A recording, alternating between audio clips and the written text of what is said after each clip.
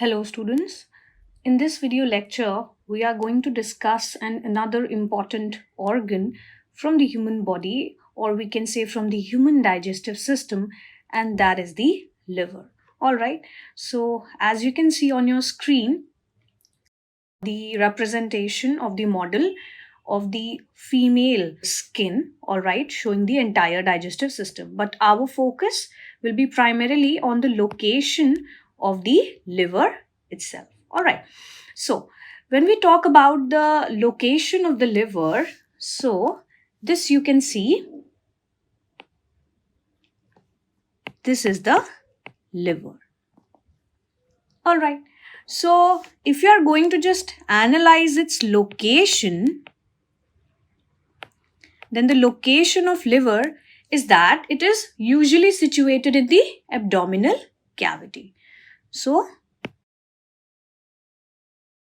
if I just tell you the entire abdominal cavity, so from here to here you can see this constitutes our abdominal cavity. So the situation is something, or the location is something, you can see that it is usually situated in the abdominal area. Now, in the abdominal area, it is just situated below the diaphragm. Alright. That means the covering of the lungs, if we talk about. Alright, so diaphragm is the covering of the lungs. Now, in the abdominal cavity, you can see, so it is usually situated in the upper abdominal cavity. So this one, if I specifically just mention it, so here it is situated. Alright, here. These are liver, and this one is representing the upper abdominal cavity. So if more specifically we have to say, so this is situated in the upper abdominal cavity just below the diaphragm. Alright, so this was about the location of the liver. Now let's move on to the important parts or important components about the liver. As you can see on your screen, the model of the liver. Alright, so we will see individually also what it is composed of and what are the cells it is made of. Alright, so if I just label out the components first. So let me just label out the components. So basically, this one represents the right lobe of liver, which is usually, you can see on your screen that this is usually bigger. This is usually large. While this one is the left lobe of liver.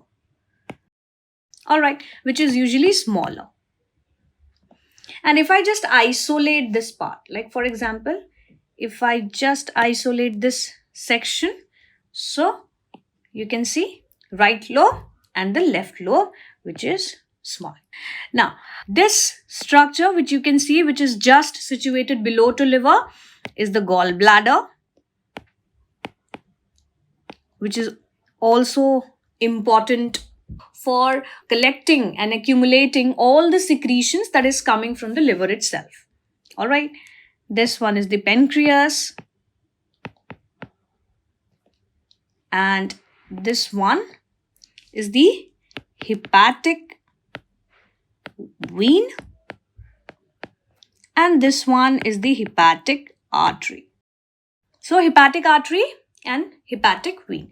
So hepatic artery is going to carry the oxygenated blood towards the liver, and hepatic vein is going to carry the deoxygenated blood that is coming from the liver towards the lungs for oxygenation. Alright, so these are the entire labelings. Now let's move on to the important features of liver. So important features of liver. Liver is considered to be as the largest gland of the body. This is one of the most important feature. So this is the largest gland of the body. Alright, now if we just consider its weight, the weight of the liver is usually 1.2 to 1.5 kgs. Alright, so since it is largest, so definitely it is going to have some weight also. So 1.2 to 1.5 kgs, and this is in case of adult. that I'm talking about. This liver basically consists of hepatic lobules. Now, if we consider the structural and functional units of liver, then that is considered to be as the hepatic lobules. So mind me that hepatic lobules are considered to be as the structural and functional unit of liver. Now these hepatic lobules, they consist of hepatic cells. So we'll move on with other features now. So hepatic lobule, as we were discussing, that hepatic lobules, they basically contains hepatic cells. All right. Liver cells are also considered to be hepatic cells. So hepatic lobules are going to contain the hepatic cells, and these hepatic cells, they are arranged in the form of cords. Each of this hepatic lobule that we are talking about, each lobule is actually covered up by a thin connective tissue. Each of the lobule that is present inside the liver is covered by thin connective tissue sheath. And that thin connective tissue sheath is called Glissen's capsules. Now, this is also very important. So, each of the lobule is actually covered up by a thin connective tissue sheath, which is called as Glissen's capsule. Now, liver also consists of another cell which is called as Kupffer cells. Alright, Kupffer cells are of liver. Apart from the hepatic cells which they are having, they also contain Kupffer cells as well.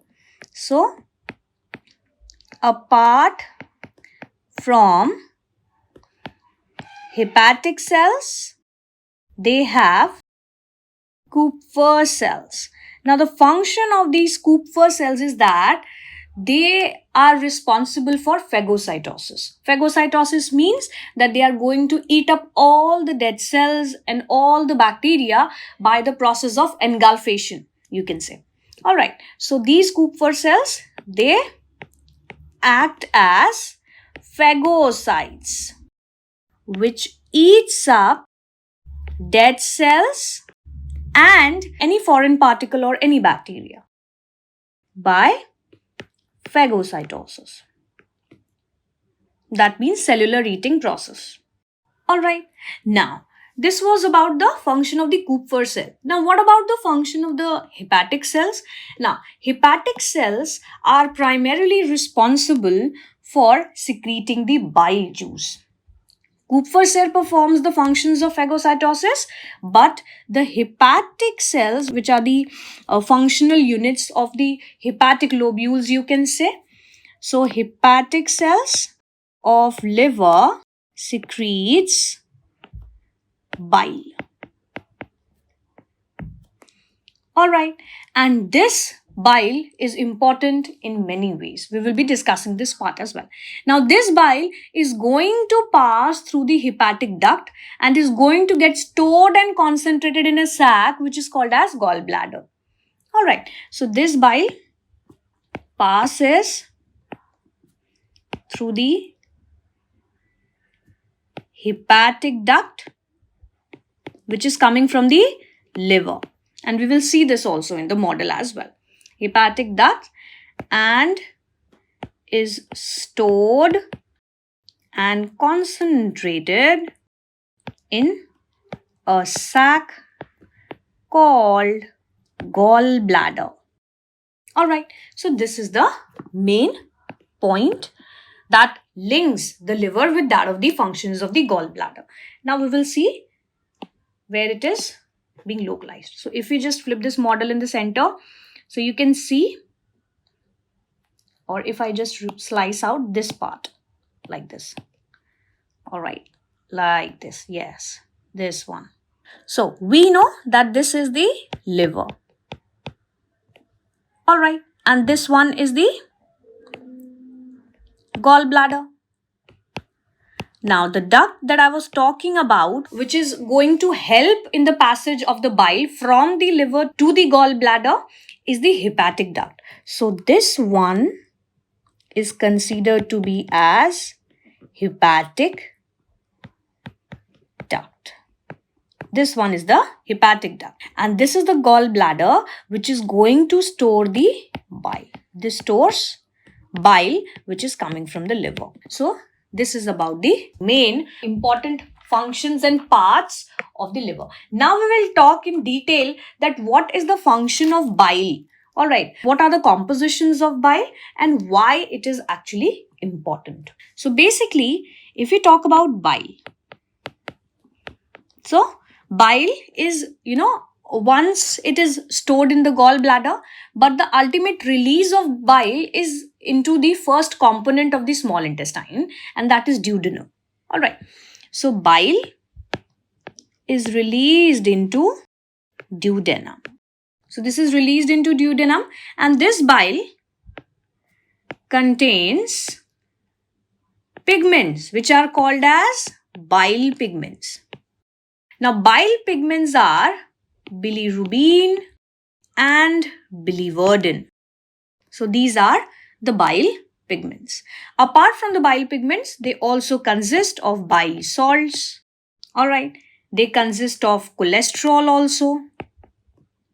That means the bile juice that I'm talking about.